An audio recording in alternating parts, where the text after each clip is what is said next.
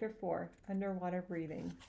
To become a true man-fish, to see and learn more about the underwater world, Jacque needed to stay beneath the surface for longer than a single breath would allow.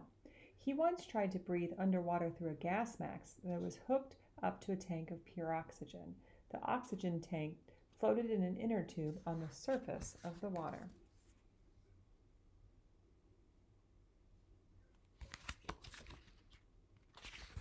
Jacque understood that oxygen became poisonous when breathed too deep underwater, but this was the best underwater breathing technology available at the time, so Jacque wanted to test how deep he could go before this change happened.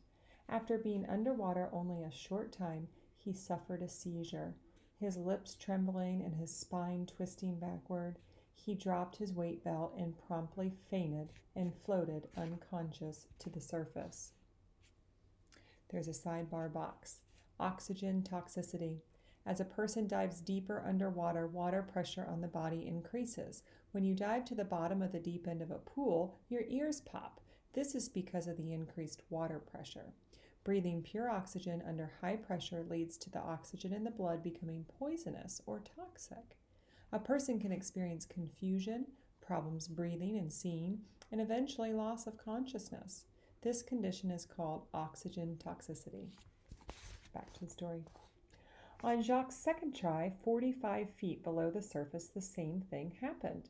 Now Jacque knew at what depth oxygen became poisonous, but he did not want to repeat this scary experience. He decided not to breathe from an oxygen tank again.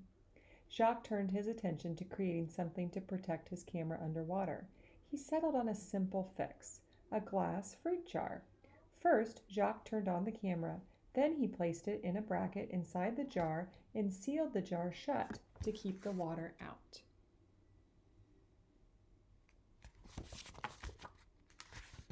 In spring of 1938, Jacque's first underwater camera was ready to go. He tested it on the seafloor, pointing the camera up at Simone splashing on the surface. It worked. Now Jacque had even more reason to linger beneath the waves for as long as possible. He imagined all the beautiful things he could capture on film. If only he could stay underwater longer. Jacque studied diving at the Naval Bases Library. He read about the ancient Greeks. As early as the 4th century BC, they were using diving bells. These devices were large enough to hold men inside of them. He saw a sketch of the Greek soldiers breathing underwater through hollow reeds so that they could drill holes into enemy ships. He saw more recent pictures of men in diving helmets and heavy watertight suits as well. To Jacque, none of these inventions would do.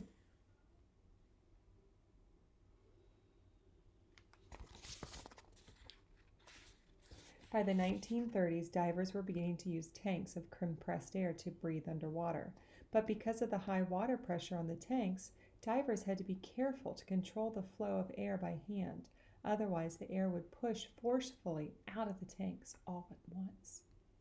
What was needed, Jacque thought, was a demand regulator, something to control the flow of air from the tank to the diver's mouthpiece. It would let in just the right amount needed for each breath. Jacque longed to swim like a fish, unattached to the surface of the water. He wanted to breathe as freely on land without bothering to twist air supply valves open and closed. To achieve his dream, to become a man-fish, Jacque would have to invent something new.